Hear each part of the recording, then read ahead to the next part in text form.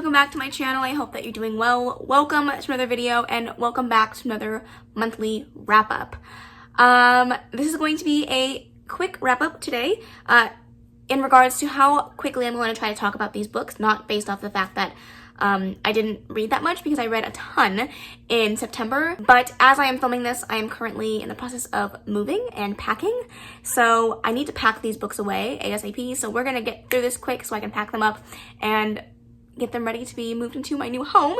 So all that to be said, I'm going to try to make this quick and easy. And just because I'm trying to make it quick and easy, I have skipped the drink portion of this video once again. Next month, I promise I'll bring it back, but I'm sorry, just bear with me.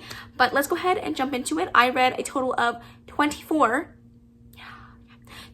books in September. It was a crazy month in regards to reading some really good books, some not so great ones. Actually, I didn't rate anything less than a 3 star, so it's really not that bad, but it was definitely an interesting bag to say the least. So let's go ahead and jump into stats, and then we'll talk about all the books I read in September. I've scooted over because I have created some graphics for you guys today. So let me know what you guys think of the graphics, if you like them, if you want me to continue to do them for my wrap-ups, just to make it a little bit easy and more visually pleasing to see all of my stats in a somewhat put together situation. So like I said, I read 24 books this month. Over those 24 books, that came out to 7,602 pages, which is about 253 pages per day, and an average book size of around 317 pages. I listened to 198 hours of audiobooks this month. Every time it baffles me. And I think I say it in every video that when I do my wrap-ups, it baffles me every freaking month. And this one, I think this must be my highest audiobook hours ever listened to. It was a wild month for sure. As for my formats, I read 18 mixed media books, 5 ebooks, and 1 physical book. This stat is actually very satisfying. I read 8 5 stars, 8 4 stars, and 8 3 stars, which is a very well-rounded month, I must say, and that averages out to a 4-star rating overall. Then for my genres, this one is honestly not surprising. I read 13 romances, 3 contemporary, 2 fantasy, 2 science fiction, 1 magical realism, 1 dystopian, 1 graphic novel, and 1 mystery. As for the age range, I read 14 adult books, 9 young adult books, and 1 middle grade book. As for my representation, I read 3 books with disability rep and 3 books with illness rep, which means that 18 of the books that I read this month had no representation at all. I read 2 books written by POC authors, which means I read 22 books written by authors that aren't of color. And I read 4 books with a POC character, which means that 20 books I read had no POC character representation. Then for my LGBTQI+ breakdown, I read 7 books where the main character was part of the community, 5 books where it was present in a side character, and 12 books that had no representation at all. And then for that specific breakdown, I read 3 books that had gay representation, 5 books with bisexual representation, and 4 books that were non-specific. I read 19 books written by women, 4 books written by men, and 1 book written by multiple authors. I read 16 books that are part of a series and 8 standalones, and I finished 2 series this month. 23 of the books that I read this month I read for the first time, and I had 1 reread.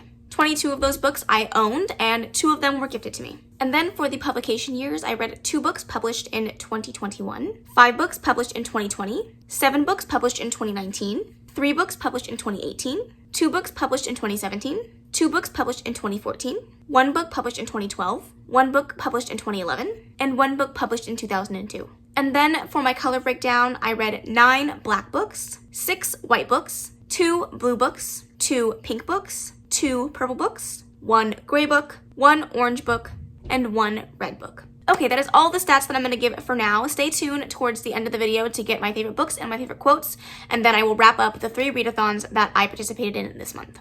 Alright, let's jump into the books. The very first book that I read in the month of September was On Earth We're Briefly Gorgeous. This was a very interesting book. This is a book about a boy named Little Dog. That's his nickname. His real name is never specified in the book.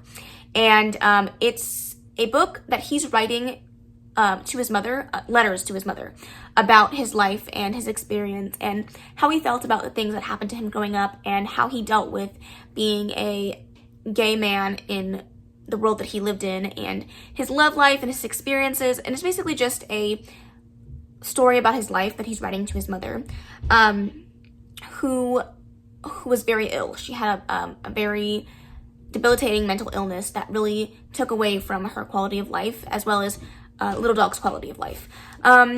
And the premise of the story sounded good. It sounded like a very sweet, wholesome book. And in some senses it was, and other is I just didn't connect with the story. The writing in this book is very, very purple prose. It's very lyrical. It's very over the top. And it's just too smart for me. I was reading a lot of the reviews on Goodreads that were talking about this book. And so many people just said, like, it's a beautiful book in and of itself, but it was just so hard to understand and so hard to read between the lines and pick up on all the metaphors and all of the little things that he was dropping in this book that made it feel worth it. I got to the end of the book and I just didn't feel like a worthwhile book that I wanted to read again. I'm not even sure that I would necessarily recommend this unless you really like very character-driven books that don't have a ton of plot, that is very beautifully written, that makes you really work your brain to figure out what the hell he's trying to say. And this just didn't end up working out for me. I gave it a 3-star. I think that it has a lot of merit and it would probably work for somebody, but that somebody wasn't me. Up next, I read The One by Kira Cass, and y'all, this series is just not for me. So many people recommended this series to me and said that it's one of the best. It's a booktube staple. Everyone and their mother knows about this series, and I objectively didn't like it. I gave the first book a 3-star, I gave the second book a 2-star, and I gave this one a 3-star as well. It was a very low 3-star, but it did scrape by on a 3-star. I just don't love this series. I think that it's very young, and I think maybe if I had read it when it was first published, I may have really enjoyed this, but now as an adult reading this, it just didn't work for me. I didn't like the main character. I didn't even really like Maxon that much, but America just made me so frustrated, and because the entire book is from her point of view and me not liking the main character, it was not a fun reading experience for me. I will never reread this series, and I don't plan on keeping any of the books in this series as I continue to unhaul them. I think this is the last one that I actually have to unhaul, so I am very excited about that. I'm sad that I didn't like it, but you can't win them all. And sticking on the streak of 3 stars, the next 3-star I have is The Carnivorous Carnival by Lemony Snicket. This is the ninth book in the Series of Unfortunate Events series. And it took me until the 9th book to realize that I don't want to continue the series. I think that it was a fun thing to try to marathon and do my 24-hour readathon of, but jumping back into this world, I realized that these books just aren't made for me. And I love middle grade, don't get me wrong. I just read a middle grade book that I absolutely loved, gave 5 stars, and it's one of my favorite books that I've ever read. I just think that this is too young for me to enjoy. There's too much relying on you suspending your disbelief and going with the flow, and as much as I'm willing to do that in most cases, I just can't do it for formal books in this series that are just repetitive and it's the same thing over and over again, just a different written scenario. And I get that for a lot of people growing up, this was a staple in their reading experience. It's just not a series for me. Most people know what this is about, so I'm not going to explain the synopsis. I gave it a 3-star. I have officially DNF'd this series, and I will be getting rid of the rest of my copies. Okay, finally, let's talk about a book that I absolutely adored, and that is The Prince and the Dressmaker by Jen Wang. I fucking adored this graphic novel so much. I gave it a 5-star. It's absolutely wonderful. This follows, I don't even remember their names. I'm not, Sebastian, who was the prince, and let's see, Frances, who is the designer. And Frances gets a proposition from somebody as she's working at this small little seamstress shop to come make dresses for royalty. And she walks in and finds out that she's going to be making dresses for the prince. The prince likes to go out and dress up as this woman, and he feels like really seen, understood when he's dressing up. And it's a really cute, quaint, beautiful story about acceptance and learning to come into your own, but also how to be who you truly are in front of the people that you love. And I really enjoyed it. I think that the romance was a tad bit unnecessary. I think I was talking with somebody else about the romance in this book, and I agree, it was a little bit unnecessary, and I would have preferred it to stay as a friendship, but I still really enjoyed it. I thought it was super cute, wholesome. I got to the end and I wanted to flip back to the beginning and start it all over again. It was so, so cute. I loved it. The art style in here is absolutely gorgeous. I absolutely love the art style. It's so pretty. And I would highly recommend it if you're looking for a cute, wholesome graphic novel. I will definitely reread this. Up next, it's time to talk about some smut. Oh, you guys know how much I love smut. Katie Roberts' Neon Gods. You guys, it's so good. It's so good. I cannot wait for book 2. I am like literally chomping at the bit to get myself a copy of that book. It is absolutely amazing. Katie Roberts knows how to write a good, smutty series. I honestly don't know what I was saying. My sister called me, so this book follows a Hades and Persephone retelling but in like the modern day world. So we have Hades and Persephone that live in like an ultra modern city. It's kind of like New York, and I loved it. I thought that it was so well done. Basically, Persephone gets married off to Zeus without her knowledge. Not married off, but engaged off to Zeus without her knowledge, and she is not down for that. So she's like, you know what, peace out, I'm gonna run away. But as she's trying to run away, Zeus's henchmen are like trying to track her down, and she ends up on the border of the end of like the high-end area of Olympus, and onto the side of the river Styx, which is where Hades is known to rule. But Persephone didn't think that Hades was a real person. Hades has been spoken of like he was a myth, like a legend that nobody thought he was actually alive anymore. And that's not the case. As soon as she runs into Hades' arms, and he takes her in and is starting to protect her, but he's using her as a piece of in this war. But during all that, they get into this relationship, and it's BDSM, and it's hot, and it's sexy, and I love Hades, and oh my gosh, every part of this was everything that I wanted and more. Like, I'm honestly so excited for the rest of the series. Katie knows how to write some good smut, and it was just top tier, top notch. Can't wait to reread it. Can't wait to read the rest of the series. Highly recommend. And I don't know if I mentioned it, but 5 out of 5 stars. 100%. Up next, we have A Strange Hymn by Laura Thalassa. This is the second book in the Bargainer series.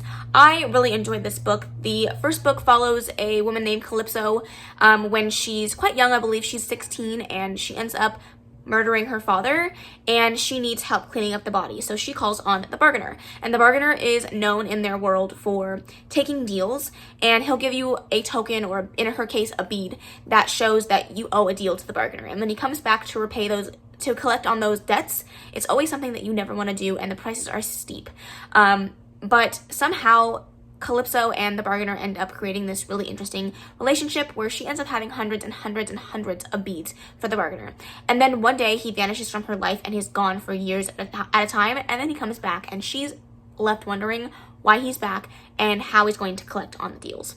That's the first book. It really divulges from there. It's a paranormal romance, lots of smut, great sex, good stuff. Honestly, good stuff. But I actually really enjoyed this book. I didn't think that I was going to like the dynamic shift that happened at the end of the first book and the second book, but I think that the author really built on this concept really well and made it feel like it didn't change that much between the two characters, which I really, really enjoyed. And the character really, the main character Calypso, she really came into her own in this book and found power in who she is, which is really awesome. She's a badass female character. She's also a siren, so or a siren, right? I'm pretty sure she's a siren. And so she has the ability to kind of like manipulate men and women, and she's a really cool character, and I really enjoyed that. The male main character, I forget his name, I just call him the Bargainer. Oh, Desmond Flynn, he's also really awesome. So really enjoyed this book. I love this series so much. I can't wait to read the third and final book in the series. Hopefully I really enjoy it, but 5 out of 5 stars. Really enjoyed this one as well. Can't wait to read the rest of the series. Alright, and then I read my first ebook of the month, and that was Sinner's Playground. I don't remember who the author of this one is, but this was a big bitch. It was a 600-page ebook, and hot damn, it took me forever to get through, but this was a really interesting book. I don't remember what the Rogue. I was gonna say I don't remember her name, but her name is Rogue, and she has a very interesting start in the book. She basically, you start the book where she is getting killed. She's being choked by her boyfriend at the time, and all of a sudden she thinks that she's dead, but then she wakes up in a 6-feet grave underground. She was basically buried alive, and she crawls herself out of the depths of her soon-to-be death, and she walks back into a town where she grew up, where she never thought she would go back to. And this is the Harlequin town, where these 4 men really run this town. And for the majority of the book, you follow these 3 men who are very prominent in the gang center, and the 4th guy is kind of still in the picture, but you're trying to figure out what happened between their relationship here and now. But Calypso absolutely hates these men, and you don't really know why until you get more into the story, but so I won't divulge that. But it is a hate to love mafia-styled romance, and it was very interesting. It was very long. It was very long-winded. I think that it could have been cut down a little bit to make it a little bit easier to get through, but overall, I liked the plot, and I liked the sex. Well, some sex that was in there. It's very much hate to love. You don't get that good smut until like towards the end of the book, which was kind of a letdown because I really went in there for the smut. But it is a reverse harem series. You know how much I love reverse harems, so I'm willing to stick through it. I am interested in reading book 2. It left off on a huge cliffhanger, so I need to know the answers. But overall, I enjoyed it. I gave it a 4-star. Wasn't quite that 5-star material, but still really good, and I enjoyed it, and I'm willing to move on with the rest of the series. Alright, and then I read another ebook, and that is Fight With Me by Kristen Probi. This is the second book in this With Me in Seattle series. This will be now the 4th book that I read in the series. I read books like 9 and 11 last year, and now I'm just picking back up and reading some more of the books in that series. I started from the beginning last month, and now I'm slowly getting my way through. It's a 19-book series, so I'll be here for a while. But this one follows the best friend from the first book and her romance with her boss. And she is not supposed to be in a relationship with him because they have a very strict no fraternization rule at the place that they work, and so they are kind of sneaking off on the weekends to hang out with each other and spend time with each other. And I enjoyed the book. I enjoyed this series as a whole, but I try not to, read too much into it because it is very much a sex-based series. Every book that I've read in this series, they have more sex on the page than they do anything else, and usually I enjoy that, but there doesn't seem to be enough plot in these books to make it feel worthwhile most of the time. And sometimes the guys aren't my favorite, and this just happened to be the case for book 2, I'm sorry. I just didn't love the male main character. He was kind of extra domineering and not in the way that I typically like. I think that works better in a mafia style or hate to love type romance, but in these cutesy, sweet type books, it just doesn't work, and it just comes across as gross, and so it just left me feeling icky by the end. I gave it a 3-star. I enjoyed most of the book, but when he was being like weird and domineering, it just wasn't my favorite. But overall, I still recommend the series. I think they're fun and quick reads. I just didn't love this one as much as I have loved the rest of them, so 3-star overall, and I'll still continue to read the series slowly over time. Alright, the next book that we have to talk about is Sadie by Courtney Summers. I buddy read this one with a friend and subscriber, and I really enjoyed it. I was very surprised. It took me a little while to really delve into my feelings of this book because the first half of the book, I wasn't really enjoying it. I wasn't pulled in. I wasn't connected to the characters. I didn't have any thoughts or feelings towards it at all. But by the time I got to the end and I really thought about how the story played out and where I stood, I realized that I really enjoyed it. It wasn't quite a 5-star, but I did give this one a 4-star. I think on Storygraph I gave it a 4.5.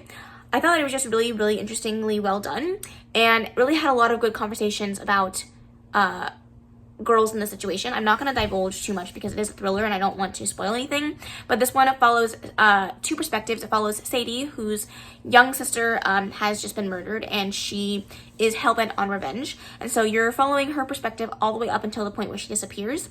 And then you're also alternating chapters between this guy who runs a podcast, a true crime podcast, who has been tasked with looking into Sadie's case, and he's like kind of following her footsteps and like trying to figure out how things went wrong and if she's really gone and how they can try to save her. And so it was a very interestingly put together book. The audiobook was fantastic because you do have that podcast element, and I really enjoyed it. I thought that some of this was more boring than others, but once you get to the end, I definitely felt like it was worth it. It definitely does have a very a very polarizing ending. I feel like people either love it or hate it.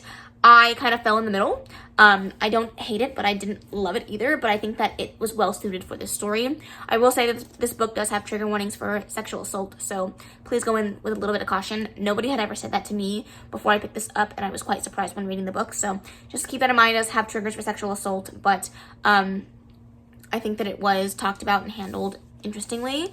Maybe not my favorite representation for that, but I think it was still interestingly well done. So there's that. And the next book that I read is one of my new favorite books of all time. I am so glad that I finally got around to reading this one, and that is The Night Circus by Erin Morgenster. You guys, I loved this book. I loved it. I didn't think that I was going to love it. I'm not gonna lie. I think that I was really drawn into this book when I first heard about it because of the hype, and then everyone talked about how much they loved it, and then I was like, I don't want to read it now because what if I read it and I don't love it? I don't want to be that one person, you know? I was not that one person. I will say that when I was like about a quarter of the way through, I'm like, I don't get it. Like, I don't see if everybody loves it. I mean, like, it's good. The writing is good, but I don't get it. And then I read the rest of it and I got to the end and I was like, I get it. It's so good. I don't even think that I want to explain what this book is about because I went into this book pretty blind. I knew that it was very flowery, very lyrical, very atmospheric, very atmosphere driven. It's less plot driven or character driven than anything else, but I didn't really know the full extent of this book or the synopsis or the plot. And I think that it worked out better that way because I really went into it with an open mind and I got to experience the story more that way. And so I don't really want to explain the synopsis of this, but I will say that it was fantastic. Even though this isn't a character driven book, I loved every character in this book. I think that the writing was done so beautifully well, and high props. Like, I couldn't ever imagine writing something like this and making it work. It's one of those books where you get to the end and you want to open it back up again and read it again right after so that you can figure out all the things that you missed and see how you can read between the lines. It was just so well done, so beautiful. Highly recommend if you haven't already read it, and definitely a new favorite of all time. 5 stars? I think I said that. Five stars, obviously. All right, another 5-star book, and that is Cress by Marissa Meyer. This is the 3rd book in the Lunar Chronicles series, and I love this book. It is my favorite book in the series, hands down so far. If you don't know what the Lunar Chronicles is about, this one is a set of, I think it's 4 books and a novella that are retellings of classic fairy tales. So the first one is a Cinderella retelling. The second one is a Little Red Riding Hood retelling. Cress is obviously a Rapunzel retelling, and then Winter is a Snow White retelling. The first book, Cinder, follows a cyborg named Cinder who it's really the start of this entire series because they all play off of each other. But this is a sci-fi world where like humans are living with cyborgs, and cyborgs are like people that are made up of scraps and metal but also are also human. And during her time there, she becomes a mechanic. She's obviously living with her evil stepmother and 2 evil stepsisters. Well, one stepsister she really loves, but you're also dealing with a plague that is making its rounds through the world, and people are really struggling with that. And she ends up meeting the prince at some point to help him fix one of his robot things, and they start to create a relationship. But you find out that there are people up in Lunar that are trying to attack the ecosystem, their world, and Lunar is basically aliens that live on the moon. And it's really kind of like a hard series to explain, if I'm being honest. Like, I feel like I'm not doing it justice.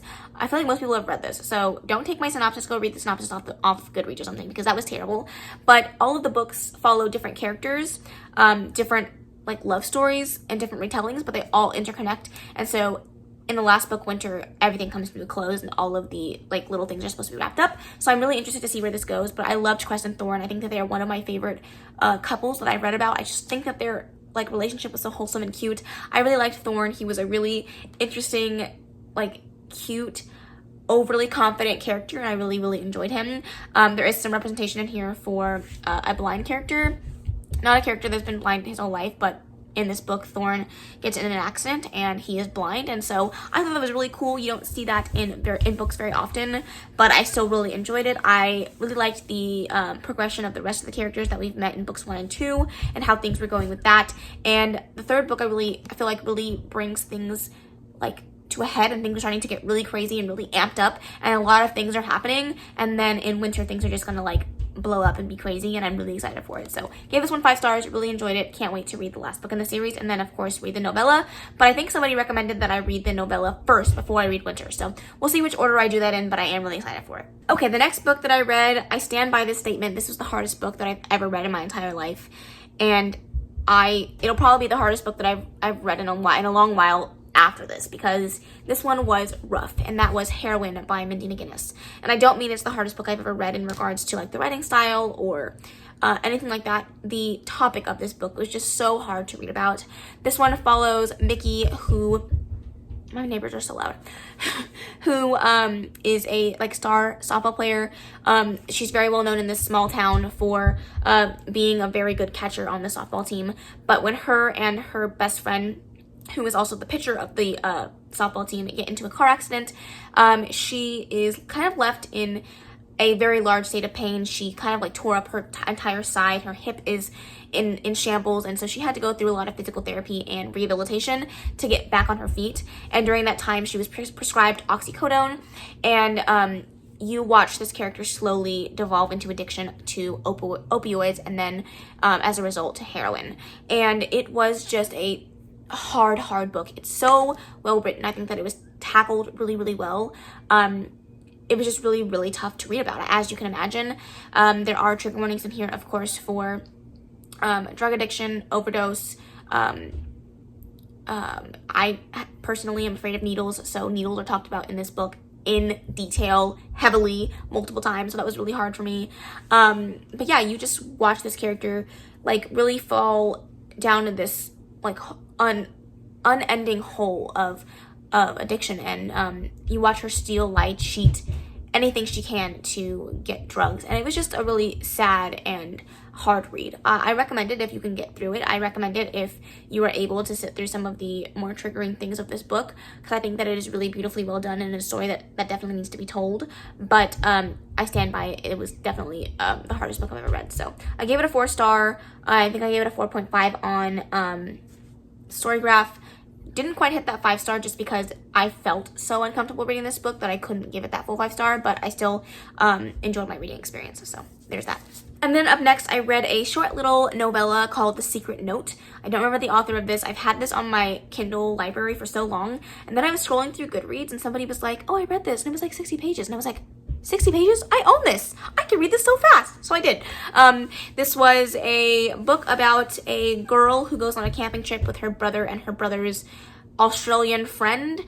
And she decides to slip him a note in the middle of the night saying like, listen, my tent's open if you want to come hit that, because I know you're leaving in a few days and I like to have a little fun with you. And he was like, oh, hell yes. So they do that.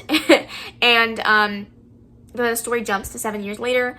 They are, both adults living their lives, and he's moving back to Los Angeles from Australia. And he decides to reach back out to her and rekindle that situation.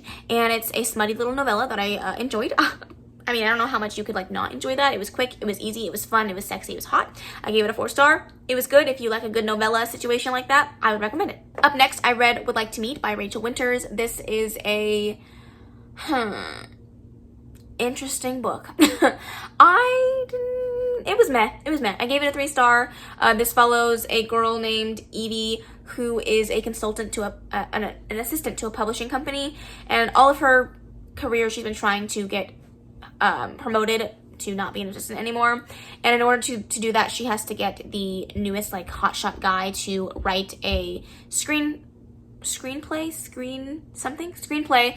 in order to get her promotion. And so she ends up doing that, but in order to get him to write, she starts doing meet cutes for him to give him some inspiration to write this rom-com. And so she starts doing these meet cutes, which are terrible, and she fails at every single one.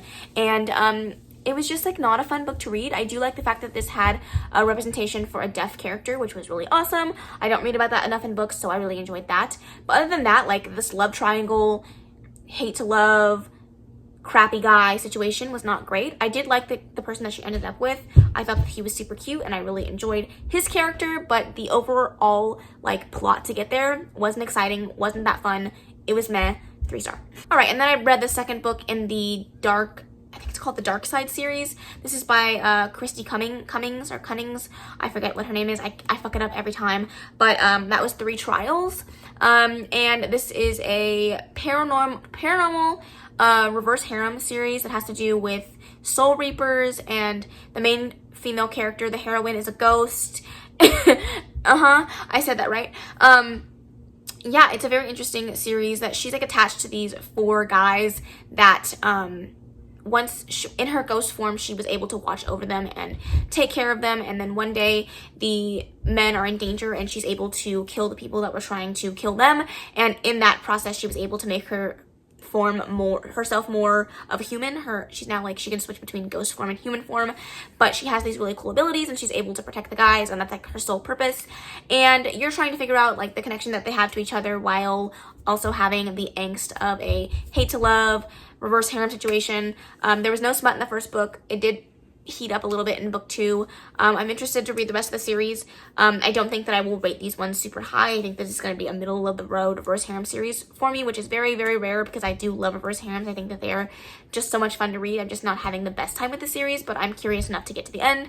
I gave it a 3-star. I gave the last one a 3-star. We'll see what book 3 does for me, but until I don't know when I'm going to get to that one, so we'll see when we get there.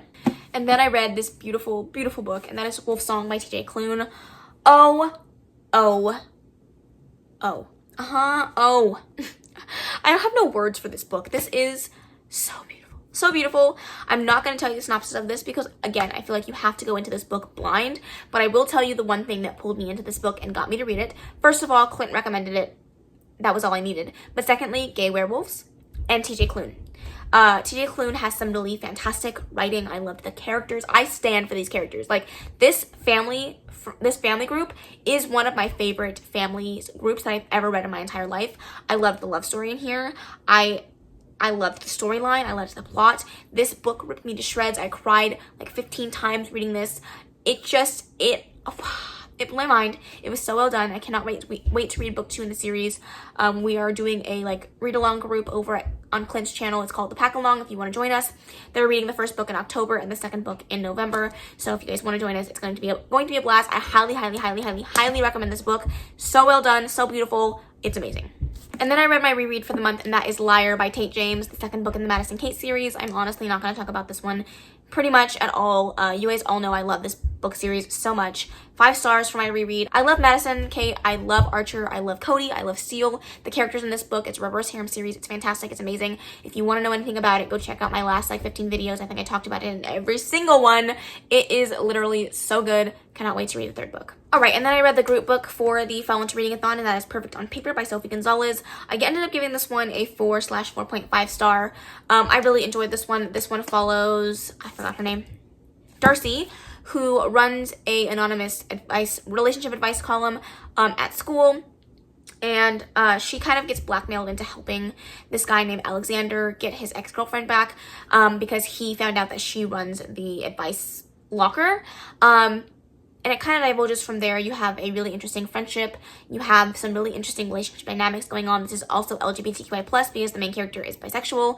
But there's also some really awesome conversations just about relationships, life, love, LGBTQI+, lifestyles, communities. Really awesome conversations in here. Lots of representation. Highly recommend this one. I think this is one of the best books that I've ever read when it comes to talking about bisexuality and being queer and just really great life advice. It was so well done. Highly recommend it. Alright, then I read Blood and Honey by Shelley Maheren, and I loved the first book. Loved it. Gave it 5 stars.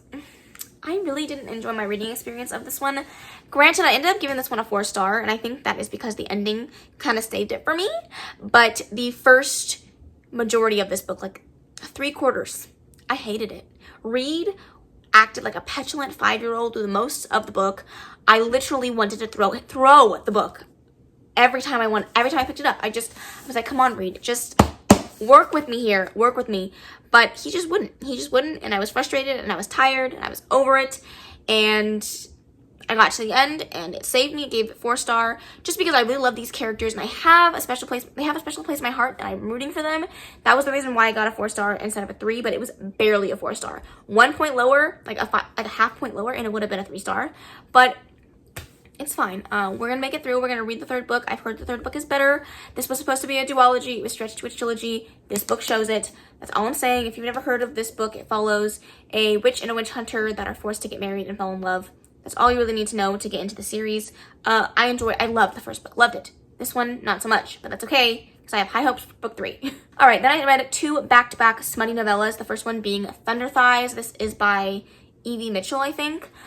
This basically has to do with a curvy, plus-sized, fat, however you would like to determine that, girl who has kept her legs closed for most of her life because she was waiting for a thunder god to come and tame her tame her thunder thighs. Oh shit. It was really funny reading it, but it's even more funny saying it out loud. And this guy who was in his yacht on vacation, his yacht broke down and he ended up in this small town, and he walked into her bar and they had an instant connection, and he was like, listen, I will tame those thunder thighs, ma'am. And he did. Oh my god. I got this recommendation off TikTok. TikTok never does me wrong, right? it was good. I gave it a 4-star. It was a really entertaining book. If you like books that really talk about thighs in multiple facets, then yes, definitely. If you like insta-love, then yes, definitely. It's not supposed to be taken seriously, really it isn't, and that's the reason why I enjoyed it so much. It was a great book to laugh at, and it was sexy. It was hot. There's some good stuff in here. I must say the smut is top notch. Although there are some things that were said in this book that really just sucked me right out of the story, but we don't have to talk about that. I feel like that's very subjective to what you like to read. But it was interesting. I read it, 4-star. And the next book that I read was by the same author in the same series, and that is Double the D. And this was a polyamorous relationship with one of the side characters from the first book. And I think I enjoyed this one slightly less for some reasons, but slightly more for others. I like a good polyamorous reverse harem situation. It was 2 men, 1 girl, and the 2 men were in a relationship and then wanted to add the girl into their relationship because they had a thing for her when they were younger. Yada, yada, yada. They left for like 5 years in the military, and then they're coming back and they're like, I want you back. And she was like, no. And then the second she turned around, she was like, never mind, let's fucking do it. And then they were having sex. It was great. I also gave that one a 4-star. Again, if you're gonna read these, don't take them seriously. I think they're supposed to be like read and then laughed at and have fun with. I enjoyed it. I had a good time. 4 stars. And then the next book that I read was actually another novella, and this one is totally opposite of that one because this is called Dirty First Dates. It's the Halloween Haunt one, and this is some dark shit. Listen, Linda, it's dark. This follows a girl who had this crush on this guy since high school, and they decide to go on a double date to this Halloween horror house situation, and it's a book where they have sex in a Halloween horror house in 3 different locations while all having some kinky fuckery going on. The kinks that really just threw me off that I'm just not down with was spit play, don't like it, and piss play, don't like it. But I still gave it a 4-star. Actually, wait, is that right? Yeah. Oh, I'm sorry. Thunder Thighs and Double the D, I gave those 3 stars, and then I gave this one a 4-star. Don't ask me why. I don't know. It was sexy hot sex, but I just don't know why I rated it so high. Anyways, if you like that, good for you. I would recommend that you read it then. It's very fun. It was like 35 pages of quick hot sex, but make sure to read the description because she does easily lay out all the kinks in there, so if it's not for you, then you can figure out if it's not for you. All right, moving on. Then I read Skyward by Brandon Sanderson, and I loved this. It took me a very long time to finish this one. I picked this up like 8 months ago. Read 100 pages, put it on my pile of shame for 8 months, and then I picked it back up and read it and gave it 5 stars. I loved it. I love Spencer. I love the found family situation that we had going on here. I liked the idea of, like how much you can pull your family's legacy on your shoulders before you have to take who you are into account and your own future and your own legacy, and I thought that was really well done. I liked the fighting scenes. Brandon Sanderson has a great writing style. I'm really excited to read some of his adult work. It was very, very well done. Really enjoyed it. Cannot wait for book 2. I love Dune Slug. I love M-Bot. I love Jerkface. Everything about this was great. I think there's going to be a romance brewing, which I am actually not opposed to, and I'm really excited for it. So 5 out of 5 stars. Really enjoyed it. Highly recommend it if you're looking for a good, approachable, easy sci-fi. Really good one. And finally, the last book that I read this month, holy shit, are we done yet? Was Dirty First Dates, The Arcade. And this one I enjoyed a lot more because it had less of the kinks that I didn't enjoy. But this one basically follows a girl who had a crush on this guy that she goes to college with, and he finally asked her on a date. And they go to an arcade, but when they're at the arcade, he tells her that he found her Twitter that she posts all of her kinky dark desires on, and he's like, listen, I like that shit and you like that shit, so we're gonna do this shit together at this arcade right now. Yeah. I don't really know how else to say that without making it any more explicit, but yeah, they did a lot of dirty stuff at an arcade with people in their vicinity, and then they went out in the back alley and did some more stuff in the back alley. And again, 32 pages of pure smut and sexual tension. Some butt play in this one. Less kinks though, so it worked better for me. I gave this one a 4-star. I enjoyed it. That's the last book I read. What a well-rounded month. I don't know what you think about that, but that's what I think about that. yeah, let me know if you read any of these and what you thought about them. I would love to hear your thoughts. But let's talk about my favorite book of the month, my favorite quotes of the month, and let's wrap up the 3 readathons that I participated in very, very quickly, and then we'll end this video. Okay, so my favorite book of the month was, of course, Wolf Song by TJ Cloon. It was hands down one of my favorite books of all time. It just was, it's so well done. It just barely beat out Night Circus, but Wolf Song just has a special place in my heart, and I loved it so, so much. Again, highly, highly recommend it. Let me know what you think of this graphic. I had a lot of fun making it, but I'm just going to quickly read some of the quotes that are on here.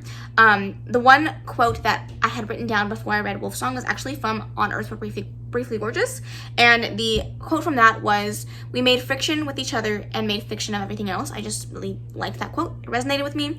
And then the other quotes are from Wolf Song. One of them says, a wolf song to sing you home. And then the last quote on here said, "I just wanted to come home because without you, I don't have a home." And that just encompasses this whole book and everything that I needed. And it's just so well done, so beautiful.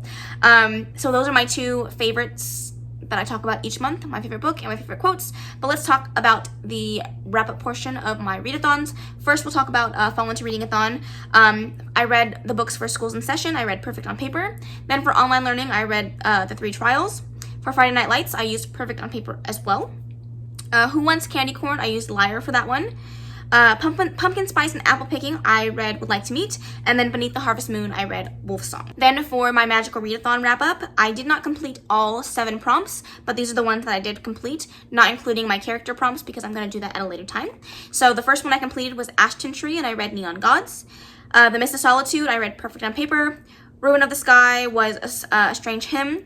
Obsidian Falls, I read Sadie. And then Tower of Rumination, I read Heroin. And then finally, I'm going to wrap up the books that I was able to complete for Bookathon. I didn't complete all of them, unfortunately, but I was able to complete a good bunch of them. The first one I completed was a buzzword title, like boy, girl. In this case, I chose Prince, and I read The Prince and the Dressmaker. I had a chance card of The One, and I read that one. For the buzzword, I had Time of Day, and I read The Night Circus. For Gods, I read Neon Gods, and then for Mental Health and Disability Rep, I read Heroin by Mindy Mcginnis. So that is my full wrap-up, including all of my readathon stuff. So let me know what you thought of any of these books that you have read in the comments below, or if you're excited for any of these, I would love to hear your thoughts. Let me know what you thought of the graphics and if you like that, so I can continue to do that for the next upcoming months. But that is the end of this video. I really, really hope that you enjoyed it. If you did, please make sure to give it a big old thumbs up. Don't forget to subscribe before you leave. And of course, leave any comments, questions, and suggestions in the comment section below. And I will see you in the next video. Bye. Baby, turn it down like a sweet and ready. Boys, keep it nice and steady.